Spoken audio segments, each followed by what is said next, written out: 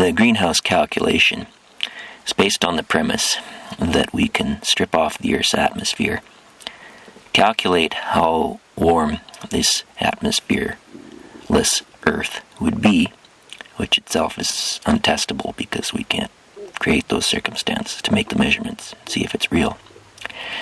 Then we could put the atmosphere back on, presumably, and measure the temperature that we know in the Earth today, compare the two, and attribute the difference in temperature to the presence of presumed greenhouse gases that are a small portion of the atmosphere that was removed and put back on.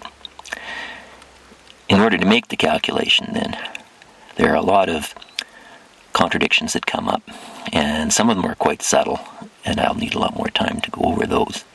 But they generally stem from confusions between phases, treating one phase like it's another, like, say, treating a gas as if it's solid, and also by assuming that the atmosphere is both present and absent at the same time. Now, with the oven model of how the Earth works, it starts out working at the scale of a cat and makes sense at that scale. Then you try to scale it up to the size of the Earth, and it becomes self-contradictory and confusing. An oven is a fairly simple system at a small scale. To say how Stefan's law works, and Stefan's law works best with the interior walls giving off radiation that has no obstacle to get to the other side of the small container. A system that works by shutting off one tiny portion from all the rest also works best if you have a very small amount of material to heat.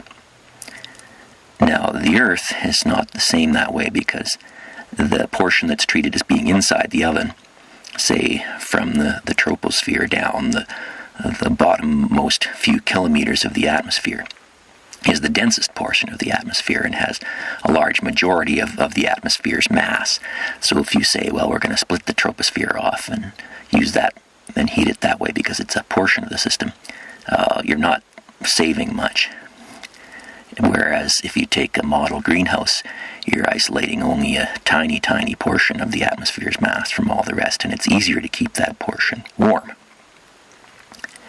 Now, an oven can work because it works best, in fact, when there's no air at all inside it, and that's when the model of the equation works best. As you scale up and you have the radiation having to travel greater and greater distances across the interior of the model oven until the distance is becoming the kilometers, then it's no longer valid to consider that the radiation just gets to the other side without any problems. It can be used up along the way. It can be used to power evaporation and rainfall, which means that there's energy being used up inside the system. It's no longer getting from one side to the other. And the temperature starts to change across the system, because as you go higher up in the atmosphere, the air, especially in the troposphere, the air gets colder and colder. So then you have the top of the oven being much colder than the bottom and still trying to heat it. So you have radiation coming from a cold source trying to heat a hot source, which doesn't work. That violates the second law of thermodynamics. Another way the second law can be expressed, and it's a very versatile idea that can be expressed some 30 or more different ways, is that a system will always resist any attempt to change it.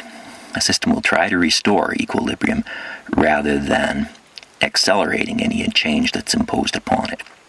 And the means by which the Earth tries to keep itself from changing its temperature is by putting out more water and carbon dioxide, which either shut off the main source of the heating, the sunlight, or consume it internally.